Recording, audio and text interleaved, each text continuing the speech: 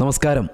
താമരശ്ശേരി വ്യാപാരി വ്യവസായി ഏകോപന സമിതിയുടെ ഒരു ഇലക്ഷൻ കൂടി ഇവിടെ ആഗതമായിരിക്കുന്ന ഈ അവസരത്തിൽ താമരശ്ശേരിയിലെ ഒരു പറ്റം അല്ലെങ്കിൽ ഭൂരിപക്ഷം കച്ചവടക്കാരുടെ വ്യാപാരികളുടെ അഭ്യർത്ഥന മാനിച്ച് അവരുടെ താല്പര്യം മാനിച്ചുകൊണ്ട് വീണ്ടും ഇലക്ഷൻ സ്ഥാനത്തേക്ക് മത്സരിക്കുന്ന PC അഷ്റഫ് ഖയാണ് ഇന്ന് 3 സ്റ്റാർ ലൈവിലൂടെ നിങ്ങളുടെ മുമ്പിലെത്തുന്നത്. അഷ്റഫ് ഖ, നമസ്കാരം. താമരശ്ശേരി വ്യാപാരി വ്യവസായി ഏകോപന സമിതിയുടെ നേതൃസ്ഥാനത്ത് ദീർഘകാലം പ്രവർത്തിച്ച ആളാണ് അഷ്റഫ് ഖ. ആ കാലയളവിൽ വ്യാപാര സമൂഹത്തിന് വേണ്ടി എന്തെല്ലാം നേട്ടങ്ങളാണ് അല്ലെങ്കിൽ എന്തെല്ലാം നേട്ടപ്രവർത്തനത്തിനാണ് അഷ്റഫ് ഖ നേതൃത്വം കൊടുത്തത്?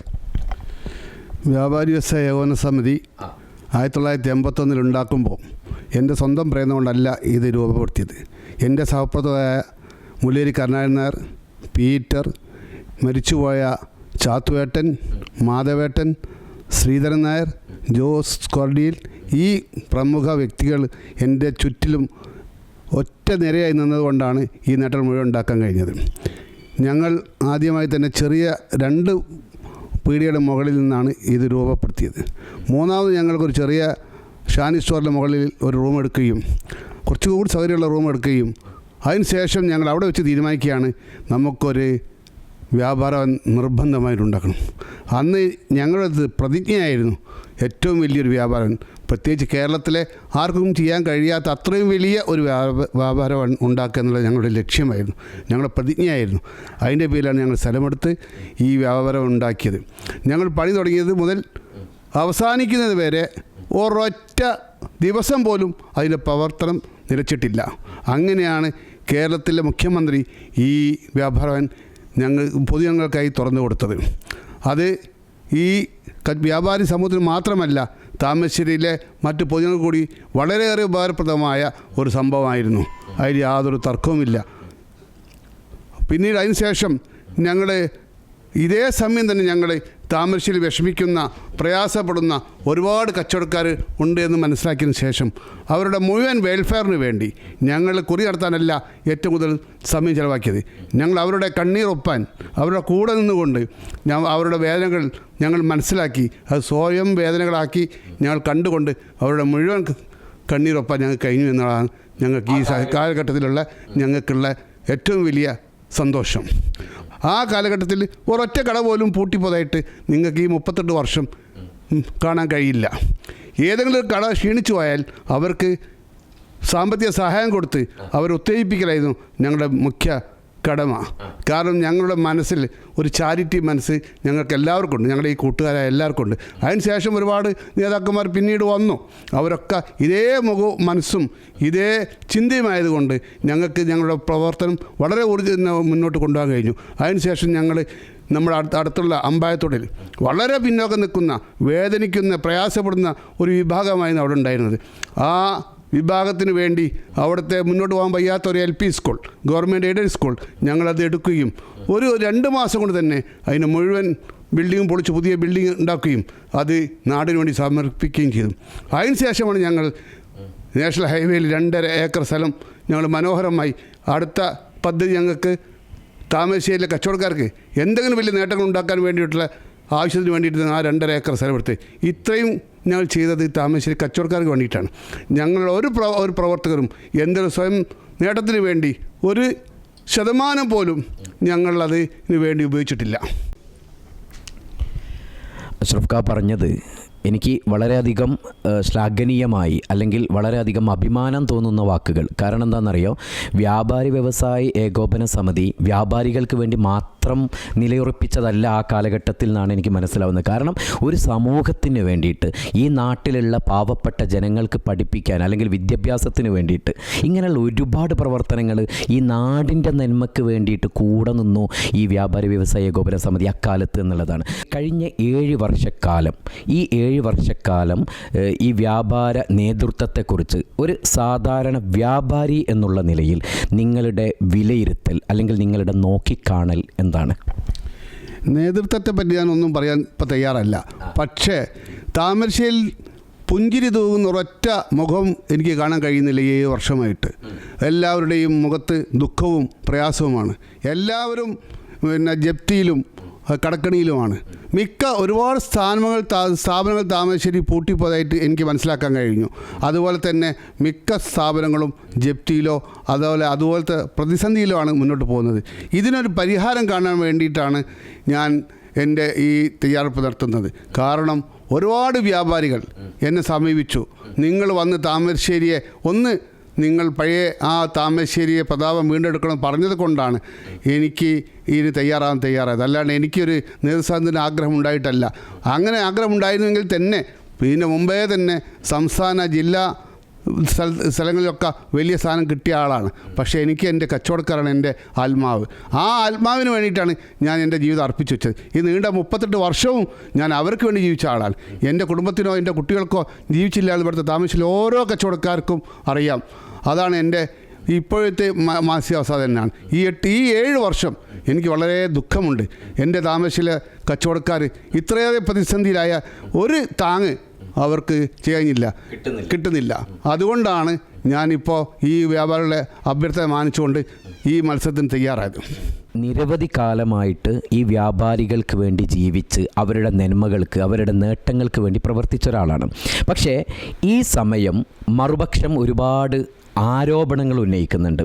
ഈ ആരോപണങ്ങൾക്ക് ഒരു മറുപടി നിങ്ങൾ വ്യക്തമായിട്ട് കൊടുക്കേണ്ടതുണ്ട്. എന്താണ് ഈ ആരോപണങ്ങളൊക്കെ നിങ്ങൾക്കറിയാമല്ലോ. എന്താ എനിക്ക് ഇത് കേൾക്കുമ്പോൾ തമാശയായിട്ടാണ് തോന്നുന്നത്. താമരശ്ശേരിയിലെ കച്ചവടക്കാർ മുഴുവനും 99% ഈ ആരോപണം വിശ്വസിക്കില്ല.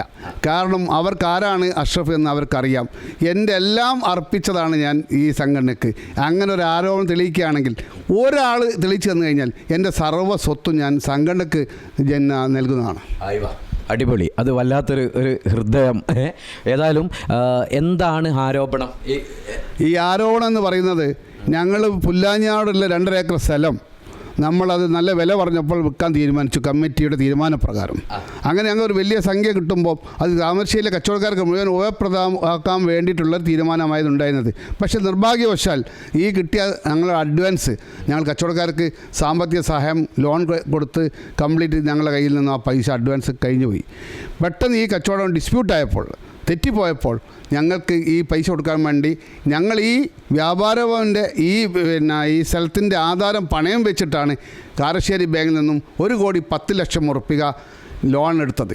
അങ്ങനെയാണ് ഞങ്ങൾ ഈ അഡ്വാൻസ് കൊടുത്തത്. ഈ ലോൺ എടുക്കുന്നത് ഞാനും എൻ്റെ അന്നത്തെ ജനറൽ സെക്രട്ടറിയായ ഷാജിയും അന്നത്തെ ട്രഷറായ ഹാരിസിൻ്റെ ഈ പേരിലാണ്. 3 പേരും കൂടി ഒപ്പിട്ടാൽ മാത്രമേ ഈ പൈസ കിട്ടൂ.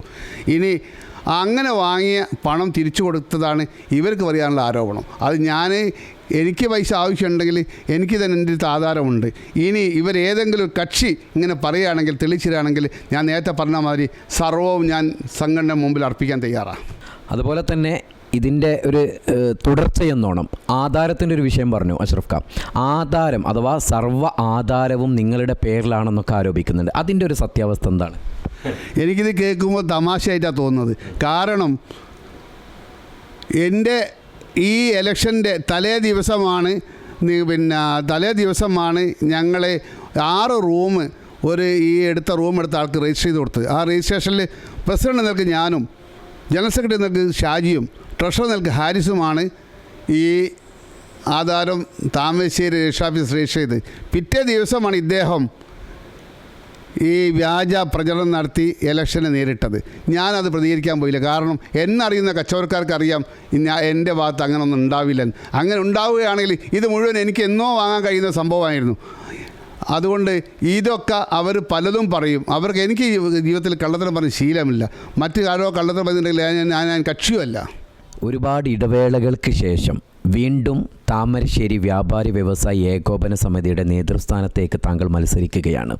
ഇങ്ങനെ മത്സരിക്കാൻ താങ്കളെ പ്രചോദിപ്പിച്ച അല്ലെങ്കിൽ അങ്ങനെ ഒരു സാഹചര്യം എന്താണ്? എൻ്റെ കാലഘട്ടത്തിൽ താമരശ്ശേരി കച്ചവടക്കാർ വളരെ സന്തോഷവാന്മാരായിരുന്നു.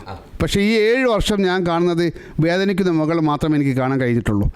അപ്പോൾ അവരുടെ ഒരു പരിഹാരം, അവരുടെ അഭ്യർത്ഥന മാനിച്ചിട്ടാണ്, നേരത്തെ പറഞ്ഞ അഭ്യർത്ഥന മാനിച്ചിട്ടാണ് ഈ രംഗത്തേക്ക് ഞാൻ വരുന്നത്. നീണ്ട ഒരു ഇടവേളയ്ക്ക് ശേഷം താമരശ്ശേരി വ്യാപാരി വ്യവസായി ഏകോപന സമിതിയുടെ നേതൃസ്ഥാനത്തേക്ക് നിങ്ങൾ മത്സരിക്കുകയാണ്.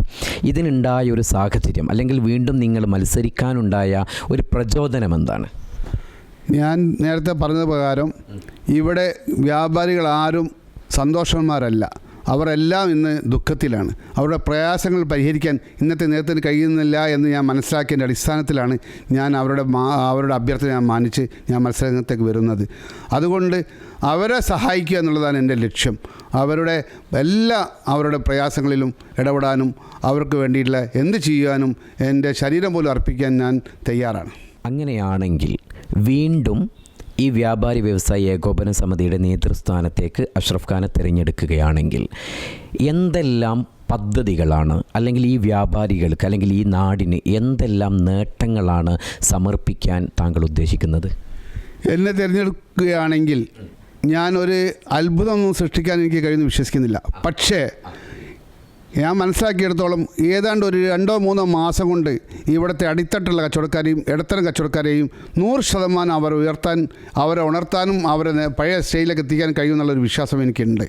ആ രീതിയിൽ ഞാൻ മുന്നോട്ട് പോകും. എൻ്റെ ലക്ഷ്യം ആദ്യം തന്നെ വീട് കിടക്കുന്ന കച്ചവടക്കാരെ ഉണർത്തി എഴുന്നേൽപ്പിക്കാനുള്ളതാണ്. അതിന് ശേഷമാണ് ബാക്കിയുള്ള കാര്യങ്ങൾക്ക് കിടക്കുക. ഏതായാലും താമരശ്ശേരി ഒരു കോഴിക്കോട് ജില്ല വിട്ട് കഴിഞ്ഞാൽ ഏറ്റവും വലിയൊരു ഹബ്ബാക്കി മാറ്റി എല്ലാവർക്കും ഒരു കച്ചവടം ഉണ്ടാക്കുന്ന ഒരു മാർക്കറ്റാക്കി മാറ്റാനാണ് എൻ്റെ ഒരു ലക്ഷ്യം, മറ്റൊരു ലക്ഷ്യം. അതുപോലെ തന്നെ താമരശ്ശേരിയിലെ മുഴുവൻ വ്യാപാരികൾക്കും എല്ലാ രീതിയിലുള്ള സഹായങ്ങളും അവരുടെ പ്രയാസങ്ങളിൽ ഇടപെടുകയും അവരുടെ ഉന്നമനത്തിന് വേണ്ടിയിട്ടുള്ള ലക്ഷ്യങ്ങളിലേക്ക് എത്താൻ വേണ്ടിയിട്ട് എല്ലാ കാര്യങ്ങളും ഞാൻ ചെയ്യും. താമരശ്ശേരി കച്ചവടക്കാർ വിജയിപ്പിക്കുകയാണെങ്കിൽ നമുക്ക് സാധാരണ പോകുന്ന മാതിരി നമ്മളെ ഫാമിലി ടൂറ് നിർബന്ധമായും നമ്മളെ സഹായിച്ചാൽ ഈ ഓണം കഴിയുന്ന പാടെ തന്നെ ഫാമിലി ടൂർ കൊണ്ടുവന്നതാണ്. ഞാനിപ്പോൾ കണ്ട കാഴ്ച ഇവിടെ ടൂറ് പോയത് പ്രവർത്തക സമിതി താമരശ്ശേരിയിലെ എക്സിക്യൂട്ടീവ് അംഗങ്ങൾ മാത്രം പല സ്ഥലത്തും ടൂറുമായിട്ട് അറിയാൻ കഴിഞ്ഞു. ശരിയാണെന്ന് അറിയില്ല, ഏതായാലും അറിയാൻ കഴിഞ്ഞു. അതുപോലല്ല, നമ്മൾ എവിടെ പോകുമ്പോഴും അത് എല്ലാ കച്ചവടക്കാരുടെയും കുടുംബത്തെ അടുക്കിയാണ് കൊണ്ടുപോവുക, ഉൾപ്പെടെയാണ് കൊണ്ടുപോവുക. അതാണ് യഥാർത്ഥ ടൂറ്. അതുകൊണ്ട് അതിൽ ഞാൻ ഫോക്കസ് ചെയ്യും. അവർക്ക് വേണ്ടിയിട്ട് ഞാൻ ഈ പദ്ധതി കുടുംബത്തിനും പ്രാധാന്യം കൊടുക്കും. നമ്മൾക്ക് ഈ ചർച്ചകളിലൂടെ മനസ്സിലായത് അഷ്റഫ് ഖാൻ വീണ്ടും ഇവിടുത്തെ വ്യാപാരികളുടെ അഭ്യർത്ഥന മാനിച്ച് അതുപോലെ തന്നെ താല്പര്യം കണക്കിലെടുത്തുകൊണ്ട് വീണ്ടും ഇലക്ഷന് തയ്യാറാവുകയാണ് നേതൃസ്ഥാനത്തേക്ക് വേണ്ടിയിട്ട്. അതോടൊപ്പം പറയാനുള്ളത്, കേരളക്കര ഉറ്റുനോക്കുന്ന ഒരു വ്യാപാരി വ്യവസായ ഏകോപന സമിതിയാണ് താമരശ്ശേരിയിലുള്ളത്. കേരളത്തിലെ ഏറ്റവും വലിയ വ്യാപാര ഭവൻ, അതുപോലെ തന്നെ കേരളത്തിലെ ഏറ്റവും കൂടുതൽ വ്യാപാരികൾക്ക് കോടിക്കണക്കിന് ആസ്തിയുള്ള ഒരു വ്യാപാരി വ്യവസായ ഏകോപന സമിതി. ഇതൊക്കെ ഉറ്റുനോക്കുന്നതാണ്. ഒരുപാട് പാവപ്പെട്ട കച്ചവടക്കാരുടെ കണ്ണീരൊപ്പിയ ഈ അഷ്റഫ് ഖാൻ തന്നെയാണ് വീണ്ടും നേതൃസ്ഥാനത്തേക്ക് അവരുടെ കച്ചവടക്കാരുടെ അഭ്യർത്ഥന മാനിച്ച് മുമ്പോട്ട് വരുന്നത്. അതുകൊണ്ട് തീർച്ചയായിട്ടും നിങ്ങൾ തീരുമാനിക്കുക, അഷ്റഫ് ഖാൻ വീണ്ടും നിങ്ങളുടെ നേതൃസ്ഥാനത്തേക്ക് വരണമോ? ഒരുപാട് പാവപ്പെട്ട കച്ചവടക്കാരെ ഉന്നമനത്തിലെത്തിക്കാൻ, അവരെ മുഖ്യധാരയിലേക്ക് കൊണ്ടുവരാൻ എന്തായാലും അഷ്റഫ് ഖാൻ ശ്രമിക്കും എന്നാണ് ഇവിടെ പറഞ്ഞത്. ഏതായാലും ഇതോടുകൂടി ഇവിടെ ഈ ചർച്ച അവസാനിപ്പിക്കുകയാണ്. ഷഫീഖ് ലൈറ്റിൽ, താങ്ക് യു.